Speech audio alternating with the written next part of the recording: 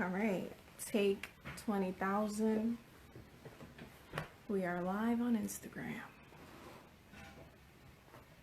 Let me just take a little sip of water.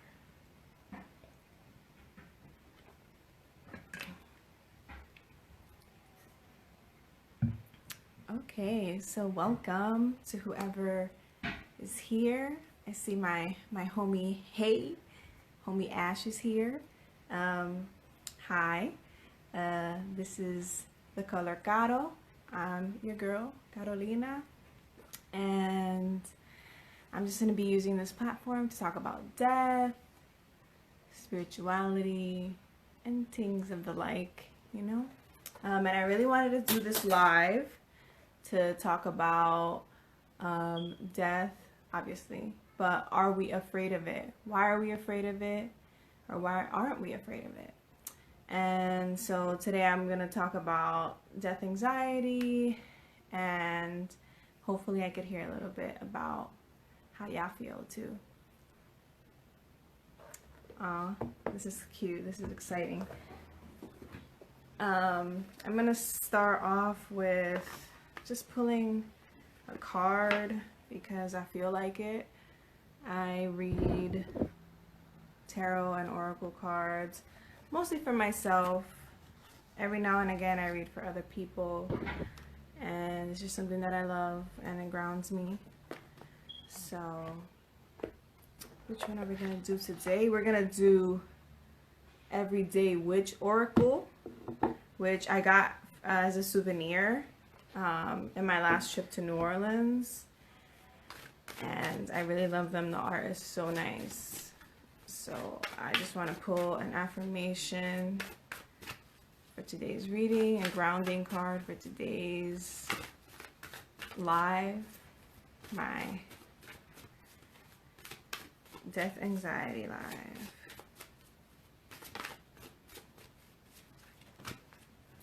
I'm wearing some butterfly wings I got from Dollar Tree because more life, right?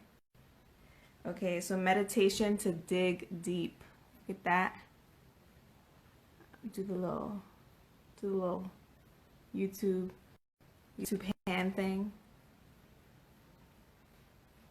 Meditation to dig deep. I love this card because I really like the person's gloves. But right now what's really drawing my attention is the amethyst. Which I believe will be amethyst and quartz. Ooh, and I see some little mushrooms in the back. I recently had a dream where there were some mushrooms in them, and mushrooms really do have a lot to do with death and rebirth, and just like that cycle continuously going, because mushrooms, if you don't know, are fungi. So they like sprout out of like dead tree barks and things like that. So I think it's really appropriate, and we digging deep. Feel me? That natural burials. Okay. Anyways, so I have my little book with notes for today. So yes, are you afraid of death? Interesting thing. The study of death and all things death is called thanatology. And it's named after the Greek god Thanatos. I don't really watch the Avengers movies, but I think that the big evil guy, his name is Thanos or Thanatos, god of death. So yeah, I learned this because I go to funeral school online, and that's just what it's called, what I study, Thanatos. So the fear of death is thanatophobia, interestingly enough. Obviously, if you have an entire phobia, your fear of death like really disrupts the way that you live your life, and it can present itself in a lot of ways. I was doing some research last night, and I actually came across this quote from Freud, and we know that Freud is a little iffy But we still quote him to this day, so there must be some things that are low-key valid, you feel me? So the quote that I found was a little paraphrase, is basically that death is actually our death related fears are actually stemmed from unaddressed childhood trauma. And that's because we actually truly can't believe that we're gonna die. And if you hear any background noise, there's just cleaning going on in the house, you know, so just bear with me. But anyways, so I really like sat with that quote because I thought it was so interesting, because in reality most of us don't truly understand, like intellectually we understand, like, yeah, we die, but we don't really sit, and we also live in a culture that really does not encourage us to sit and think about death. So it makes sense that a lot of us don't truly believe that we're actually going to die. And we honestly live and have built structures in a way that kind of affirms that no one really believes that we're going to die, and we're just freaking invincible somehow. So it's interesting that Freud said that our fear of death actually stems from childhood traumas. So if we think back to fear of abandonment, separation anxiety, it makes a lot of sense to feel like that is the kind of loss that we think about, or that we reach to when we think about death. Like, wow, we're gonna lose the people that we love. We're gonna miss these opportunities. Yeah, I'm just reflecting right now as to my own separation anxieties that I've had in the past. And I mentioned in my last video how I've struggled with depression and anxiety, and just remembering moments in my like darkest or deepest moments of anxieties, feeling like, wow, if this person were to leave my life, like I would literally die. And that's deep. That's deep. So Freud is a little iffy, but I feel like he was onto something with that one. Yeah. So me personally, I feel like, I don't know if I actually fear death itself, but I fear the lack of being alive, basically. But I'm gonna dive a little deeper into the reasons people fear death right now. There's a mortician that I have been following for at least 5 years at this point, and is pretty known in the field. Oh, structures like, let me finish this thought. That is pretty known in the field, named Caitlin Doty.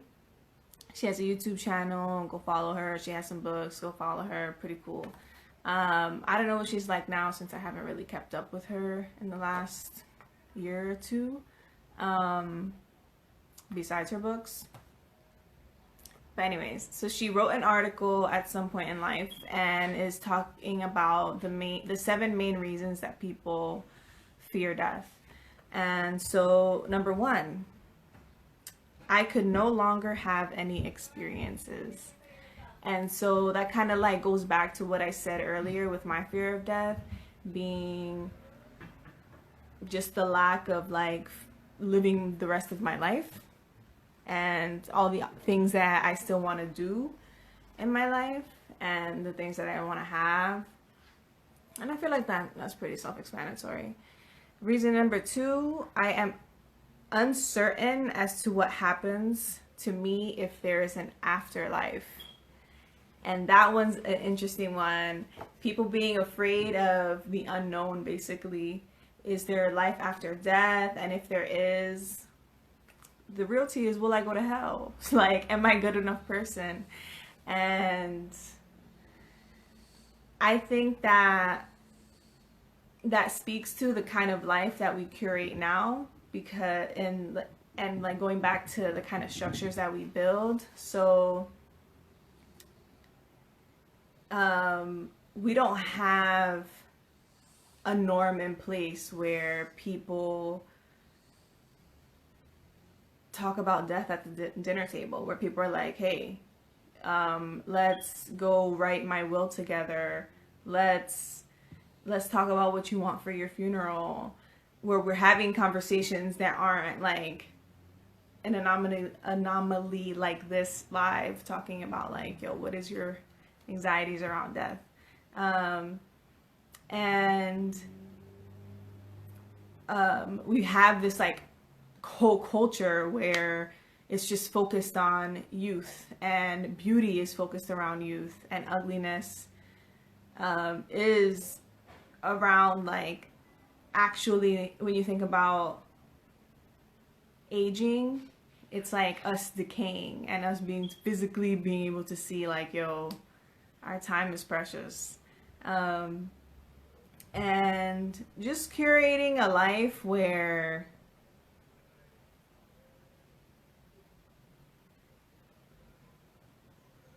I just got lost in my thoughts, because I'm thinking about the medical system and how it's funny that we have created science for us to live longer, but yeah, we just have like this obsession with like living as long as possible and delaying death, and there's no real structures, no solid norm around like, yo, actually let's face our death. When there's cultures like in Southeast Asia where like they exonerate, is that the word? When they like unearth someone from their burial site, basically, and they clean up their corpse, they chill with them for a day. Like, there are some cultures where they actually sleep with the deceased for years, and it's just like, to think like, what are their daily lives like, that they literally have death in their home. It's not something that they can avoid.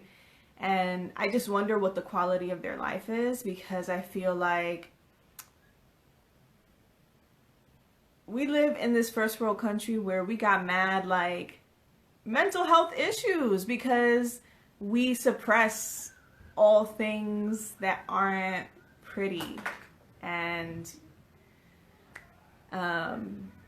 if we were to just have more discussions like this, just simply the discussions, not even like taking the practical steps to plan, I feel like our lives would be exponentially better. Word. And when we do, it's because someone died, so the feelings and vibes you get around death is like, if you talk about it, someone is gonna die. Yo, dead ass. People really think that saying death is gonna kill you. Like, that's how deep the fear runs. It's really sad, honestly, because where does that come from when we think about it? And I guess that's a whole other video, the history about the death funeral industry. I can definitely do a video on that. Essentially, long story short, once something is sucked into a capitalist system, the soul just gets sucked out of it. Like, that's long story short, honestly. Once it became a business and it became about profit and just like creating a certain formula, then this whole idea of individualized families being super involved just kind of went away, and along with it went our like comfort in having these discussions. But anyways, so number 3, we have, I could no longer take care of my dependents. That's very real. A lot of people that are in hospice care or are like having an expected death. So somebody who has an illness was diagnosed that they know that they're going to die versus an unexpected death, which would be like a violent death, like a car accident.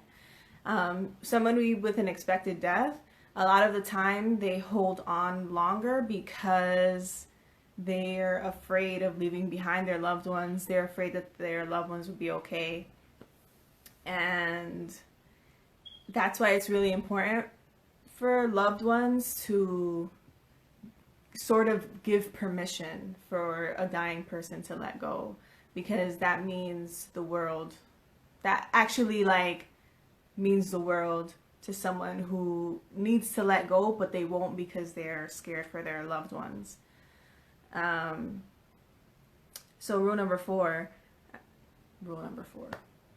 reason number four, I'm afraid what could happen to my body after death. So I've heard this a lot about people being afraid of like the actual decomposition process and being in the earth and just being eaten up by worms, or even cremation being such a like violent process. And I think that's really interesting that you care. It's valid, but you're dead. Like, I don't know. I just don't know. But it's obviously a valid fear, and it's valid enough that people have gone to measures to try to like freeze our bodies to save them for the future in science developments or whatever. I just can't relate. It's the cycle of life, you feel me? Like, it's just a cycle. We've been eating and taking from the earth our entire life. I just feel like it's fair that the earth gets to eat and take from us at the end. But that's just my humble opinion. Number 5, my death causes grief to my loved ones. So that obviously goes back to being afraid for your loved ones and giving them pain. Another thing that hospice patients deal with is feeling like a burden. And that one is really interesting because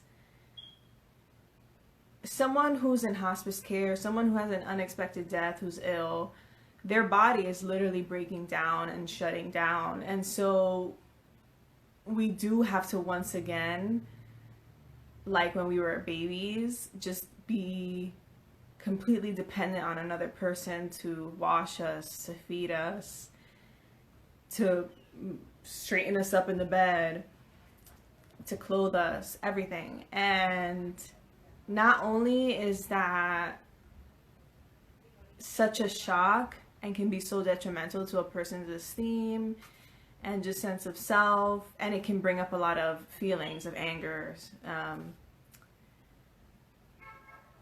like that sense of being a burden to other people is really real. And there's a lot of guilt associated with that. So it might be hard for someone who's in the dying process to like be able to communicate that and to let go of their stubbornness throughout that process.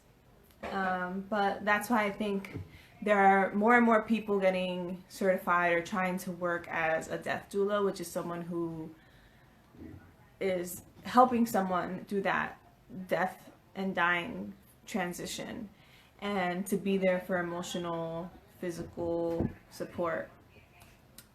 And I think that is, at the end of life, having a death doula is so important, because you'll have someone to like just lay all your burdens to, and someone who can help you, who can probably help you facilitate those conversations with your family members, or have those conversations with your family members for you. But yeah, we need Medicaid or something. We need this to be under Medicaid or something. Like, death doulas need to be paid for this labor, and people need to be able to see the value in having a death doula in the first place.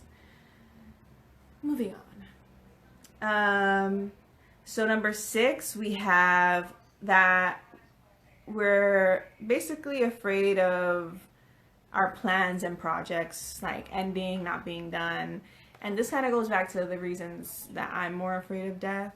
Like there's just so many things that I want to do in my life, and I just want to have time to do them. And lastly, we have that we're afraid that the process of death is painful. And that's why we have hospice, honestly. For an expected death, hospice is really just a place where you can maximize comfort, because at the point that you do choose to do hospice, it is when it's basically a waiting period, and there's nothing else that can be done. You know that the only healing that can be done is death at that point, and hospice is just about keeping you as comfortable as possible. And so you will get medication and to manage the discomfort and the pain. And it's a shame because because we live in such a death denying culture, people actually don't opt into hospice until the last couple days of their death. And when you can actually opt into hospice up to at least 6 months before your death. But people don't choose it until the last couple days because that's just the kind of like culture that we live in. And it's sad because hospice is supposed to help the family. It's not just focused on the patient, it's actually focused on the whole family and helping the whole family move through it. And that is not really utilized because in the last couple days before death, a patient is most likely unable to speak, is probably sleeping a lot, and you won't be able to get that good just end of life closure that you could if you would have taken advantage earlier. And now that I'm thinking about it, maybe it's not just the fact that we have this like death fearing culture. It might also be finances. But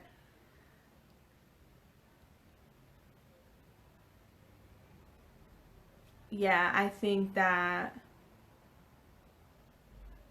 if people were to take advantage of hospice, even a month before, I think that it would give so much more healing to the families and to the patient. Yeah. I volunteered in hospice before. That's why I've been giving so many hospice examples, and have gotten a certification to be a death doula, which is why I know about this like kind of area.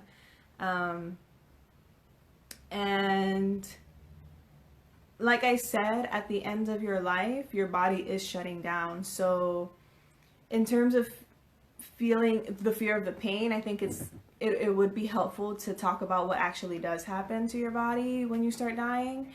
And so there definitely might be pain. There might be pain, but like I said, there are medications to help ease the pain. But other things that will happen is you'll stop eating, you'll stop drinking, and this actually really concerns the family because when you want to take care of someone, you want to feed them, you want to give them tea. So this is really hard on the family to watch. But what the family needs to know is that that person isn't feeling hunger, and they're not thirsty because their body is shutting down. Their body doesn't need it anymore. And yeah. So I think it definitely is hard for the family, but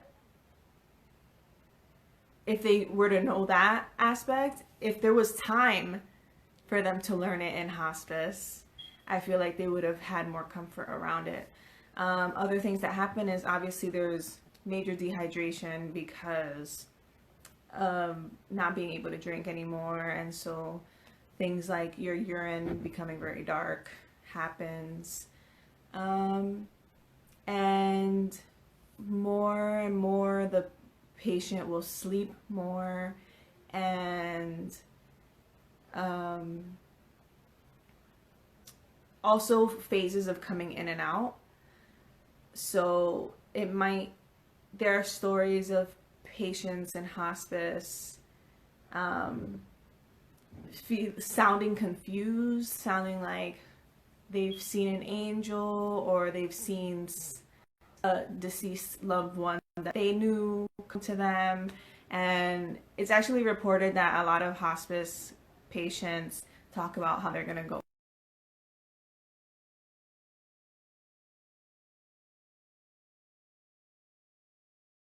confusion, but someone like me obviously understands that that is a spiritual like transition that's happening.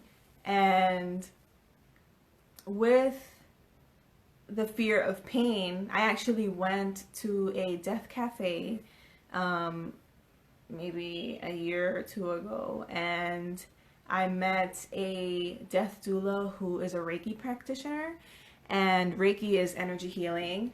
My boo Magic Touch is a Reiki practitioner, so if you want to benefit from that during this time, they do long distance Reiki, and it's amazing. But anyways, so I met a death doula who's also a Reiki practitioner, and so he used Reiki to help do the energy healing on terminally ill patients. And I asked him, like, do you feel that? Do you feel the pain? Do you feel the death? Like, what does that feel like? And he talked about how when you start dying, there's actually a point where you're more of a spiritual being than you are this carnal being, this human. And how that's what he feels a lot of the time. I just think that's so beautiful. Because I'm getting a little bit emotional because I'm imagining a family. This is crazy. I'm imagining a family like experiencing this, watching their loved one die. And it might look so hard because the person is deteriorating in front of their eyes, but oof. But in reality, they're like going through this awesome like spiritual experience and transition. And I imagine that if you're becoming more spirit as you get closer to the end, that you don't actually feel all that pain that people assume that you feel. Which obviously, like I said, I know that there definitely is pain, but I think that as you reach the end and you are becoming more spirit and more spirit than human, and you are starting to the dimensions are starting to kind of blur, that maybe you don't feel as much of your humanness, the human pain of it. And that is very comforting to me. Whew. So let me take a quick comment break. Is it expensive, hospice? Yeah, I think hospice, I think that that's a good question that I have to look into more, because I do think that insurance can cover a certain amount of time in hospice.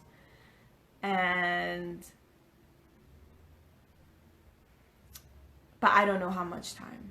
So that is a good question that I will look into. And yeah, that's a good question.